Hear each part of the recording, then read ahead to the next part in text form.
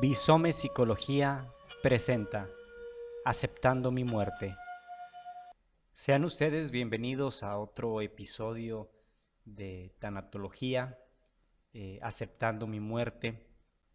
Repitiéndoles, tema sumamente fuerte y llegador, por lo que implica aceptar el hecho de que somos seres finitos y que vamos en algún momento a trascender, a dejar este plano. Para los que son creyentes, para quienes no son creyentes, pues dejarán de funcionar nuestros sistemas y nuestra mente se apagará, dándonos paso, por así decirlo, a la nada, donde nuestros elementos, nuestros átomos, moléculas, se transformarán para formar algo nuevo, que sería una forma de trascender.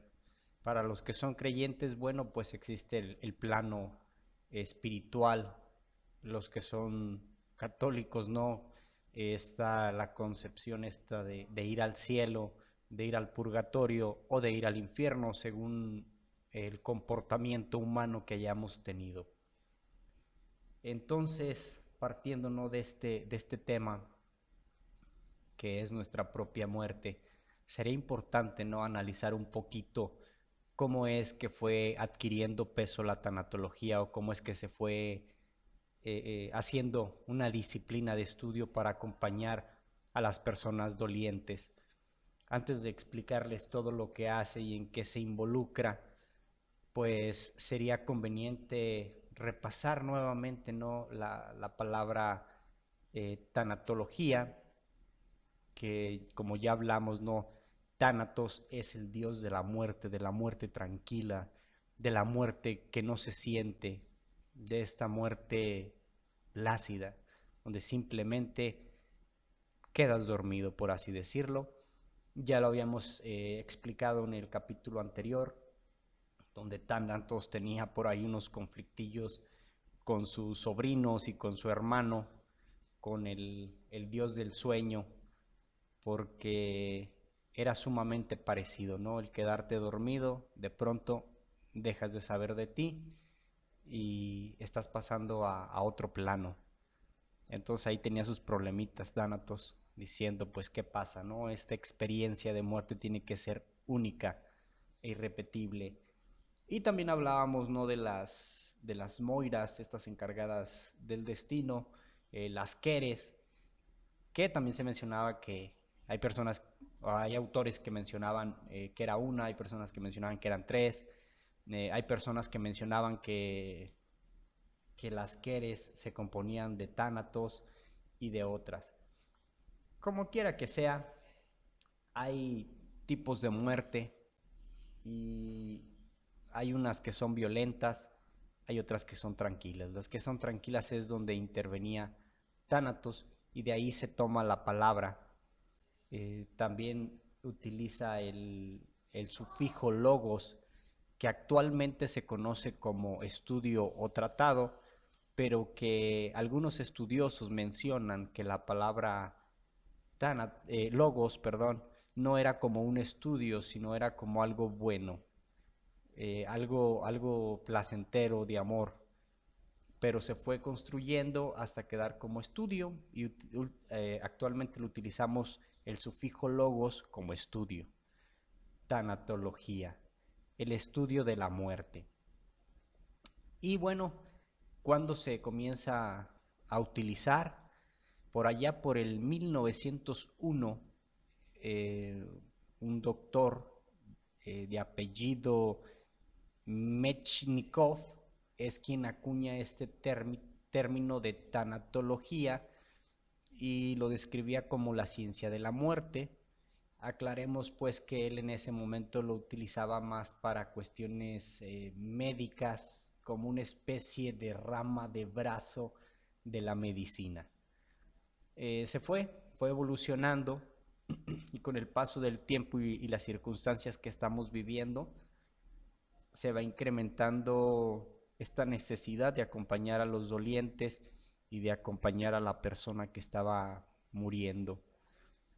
Hay que aclarar que del 1900 hacia atrás, la forma de morir de las personas, pues era un privilegio estar desde casa, estaba acompañado de sus familiares, de sus amigos, eh, quienes tenían corte religioso católico, pues estaban acompañados de un sacerdote que era quien le daba los santos óleos y lo acompañaba a morir.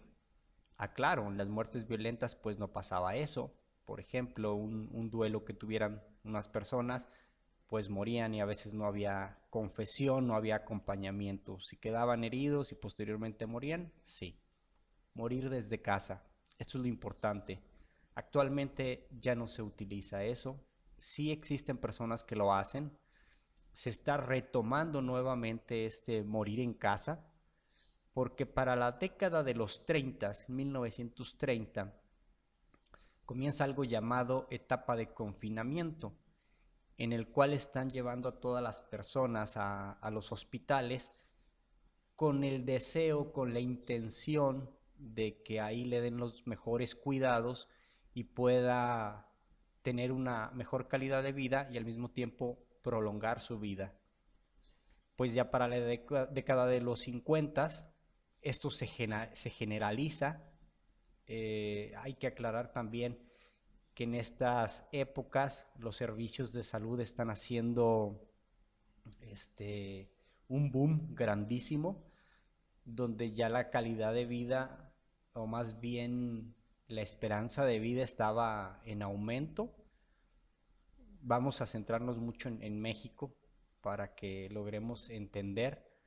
Acabábamos de salir de una revolución mexicana, en el cual si tomamos las edades de todas las personas que vivían en México, ¿no?, y hacemos una media, pues andaríamos por ahí como entre la esperanza de vida entre los 40 años, 30, 40 años, porque muchas personas fallecían incluso antes. Había muchachitos peleando en esta revolución de hasta 15, 17 años, 18 años, o sea, sumamente chavitos, estaban muriendo. Entonces la esperanza de vida era baja, los servicios de salud eran bajos también, estaba todo esto complejo. Una vez que el país se va estabilizando, ya se considera, ¿no?, que la Revolución Mexicana terminará con la llegada de Álvaro Obregón, aunque hay personas que le extienden un poco más. Con Plutarco Elías Calles viene un movimiento armado, por lo menos aquí en Jalisco, unas partecitas de Michoacán, unas partecitas de Colima, de Guanajuato, hasta donde yo me acuerdo. Pues bueno, este movimiento cristero que se realiza en estas zonas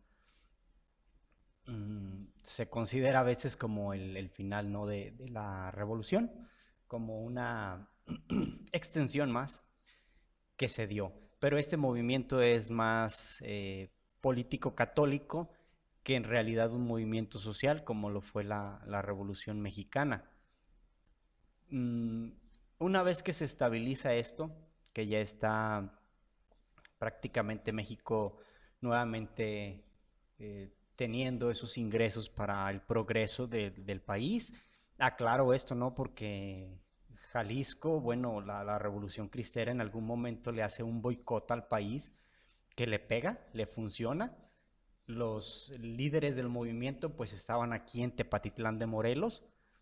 Estamos hablando de la ACJM con Gómez Flores y se me fue ahorita Gómez Loza, perdón, y Flores, que estaban a cargo, ¿no?, de esta organización. Es un movimiento, ellos lo manejaban pacífico intelectual, pero llegó un momento en el que pues ya no pudieron mantenerlo y tuvieron que irse a las armas. Pero ellos en este movimiento antes de las armas hacen este boicot y obviamente desestabilizan al país. Prácticamente es una de las grandes razones por las cuales el gobierno tiene que intervenir ya con fuerza armada, porque les funcionó y estaban económicamente desestabilizando. ¿En qué consistía esto? En no consumir productos o limitarse al consumo de productos, y obviamente les estuvo pegando muy fuerte. Pero bueno, una vez que se va recuperando nuevamente el país, estamos hablando ya que para los años 50, por lo menos aquí en México, pues está llegando, ya están estabilizados, están llegando todas estas cuestiones intelectuales, académicas de Europa, y así es como se va generalizando también aquí en México este movimiento de llevar a nuestros enfermos a los hospitales. ¿Por qué? Pues porque la medicina está teniendo grandes avances y la esperanza obviamente del familiar es que su enfermo se recupere o que tenga más calidad de vida o se prolongue la muerte. Ya para los años 60, aunque esto estaba ocurriendo principalmente en Europa, los estudios están demostrando que la familia, durante la muerte del ser querido, se ve disminuida su presencia. Prácticamente llegaban, lo dejaban en el hospital y ya eran muy poca la interacción. No les sorprenda, actualmente muchos hospitales están así, los familiares van y visitan poco. En esa época también empieza a hacer sus estudios Elizabeth Kubler-Ross, quien junto con unos muchachos, 4 seminaristas, van acompañando enfermos. Obviamente ellos sin leer nada del tema de lo que era la tanatología, simplemente van y acompañan, pero ahí va surgiendo estos estudios para conocer el estado natural del ser humano, y estos muchachos pues van haciéndose conscientes de las necesidades humanas y de su propia muerte. Obviamente Elizabeth también está haciendo esto, y de ahí que vaya desarrollando obviamente su teoría o sus fases de duelo que al día de hoy conocemos. Estos chavos ahí junto con ella pues van mirando la desestabilización de los pacientes y lo doloroso que era el proceso para ellos. Los van ayudando en el manejo de conflictos internos. ¿Cómo explicarlo? Van haciéndoles el acompañamiento de una manera muy humana y van tratando temas con ellos, temas tabú a veces que se venían manejando por las enfermedades o por la forma de morir. Hacían terapias grupales, haciendo conciencia para afrontar la muerte y pues brindándoles todo el apoyo. Todo este trabajo, 2 años después, se verá solidificado ya, haciendo ellos, obviamente bajo la tutela y bajo el mando de Elizabeth Kubler-Ross, hacen un curso acreditado en el cual ya capacitaban personas para acompañar, y siguen utilizando la palabra tanatología. Ahora sí se podría decir que se va popularizando. Y en esta época, para 1967, la doctora Cicely Saunders, pero desde Inglaterra, crea un movimiento que se llamaba hospice, hospicios, donde se ayudaba al buen morir a las personas y donde entran los cuidados paliativos que conocemos actualmente, o bueno, unos cuidados paliativos que son muy parecidos a los que hay actualmente. Ahora ya los tenemos más puliditos, pero ella es quien los va iniciando, y obviamente toda esta información va llegando a México por parte de la psicología. Yo les podría platicar que ya para estas fechas ya se está trayendo a México todo lo relacionado, ¿no?, a lo que es el comportamiento humano. Ya vienen grandes psicólogos a dar ponencias aquí, en este lugar.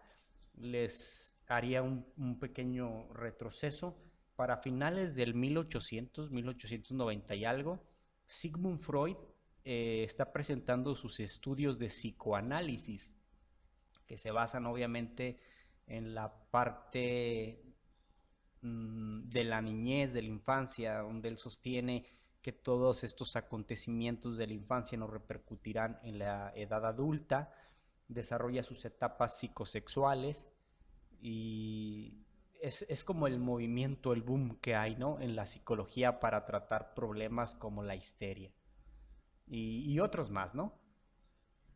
Posteriormente llegará, ya como para 1917, en Rusia, me voy a pasar a Rusia, Pavlov hace un descubrimiento que se llama condicionamiento operante. Él lo hace con unos perros, en el cual tocaba algo llamado un estímulo, una campanita, y los perros salivaban porque querían la comida. Él les entregaba comida. Llegó un momento en el que solamente tocaba la campana y los perros salivaban esperando su comida, aunque no la hubiera. Este se le conoce como condicionamiento operante. Hay una fuerte discusión ahí entre quién lo descubre, si es Pavlov o si es Watson, desde Estados Unidos, quien también estaba haciendo trabajos y estudios así. Desde mi punto de vista fue Watson primero, quien ya lo estaba descubriendo, pero se le atribuye a Pavlov, ¿no? Watson crea una nueva corriente psicológica llamada conductismo. Conductismo es cuando te pinchan con una aguja y tú sacas la mano. Si repites esa acción una segunda vez, en la tercera, aunque no tengas una aguja y te hagan la señal de que te van a picar, tú sacarás la mano, te condicionas, ¿no? Eso lo utilizan mucho en el trabajo. Tú vas y trabajas y das lo mejor de ti y te dan un bono. Vas y trabajas, das lo mejor de ti y te dan un bono. Y habrá un momento en el que tú vas y trabajes y el bono ya no sea a lo mejor económico, sino que sea reconocimiento o alguna otra cosa, y tú sigues repitiendo la conducta. Entonces eso llegará más o menos por los años 20, 30, era como que la nueva ola, ¿no? La nueva forma de hacer psicología, pero luego, si nos recordamos, 1917, Primera Guerra Mundial, imagínense un montón de muertos, imagínense muchos heridos y mutilados, necesitan mucho opio para estar haciendo estas medicinas que ayuden con el dolor. Se desarrolla también obviamente el tráfico de drogas para los Estados Unidos, para desarrollar la morfina. Posteriormente a los años 30 y tantos y hasta el 45, pues está toda la parte de Alemania y su guerra. 1945, pues ya se imaginarán, ¿no? Más opio, más enfermos, más mutilados, más muertos, y sobre todo esta gente que estaba mutilada, pues se le tenía que hacer el acompañamiento. Vienen nuevos trastornos y viene una nueva ola de psicología, forma de hacer psicología, que es la humanista, en la cual el más destacado es Viktor Frankl. Él es quien va desarrollando una persona que estuvo en un campo de concentración.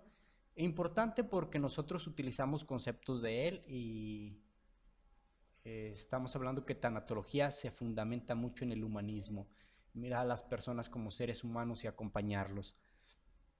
Viene todo este boom humanista y obviamente pues este tipo de forma de hacer psicología llegará a Elizabeth Kubler-Ross, a Cecily Saunders. Ellas son como las pioneras en todo este movimiento.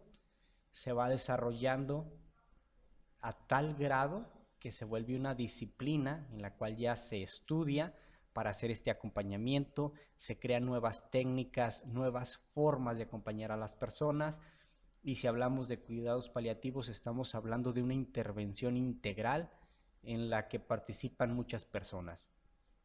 Ya hablaré después de eso. Participan médicos, enfermeras, psicólogo que está haciendo el acompañamiento, o tanatólogo que está haciendo el acompañamiento, abogados también, nutriólogos, varias personas están interviniendo, ¿no? Esto es como que cómo se fue desarrollando la tanatología.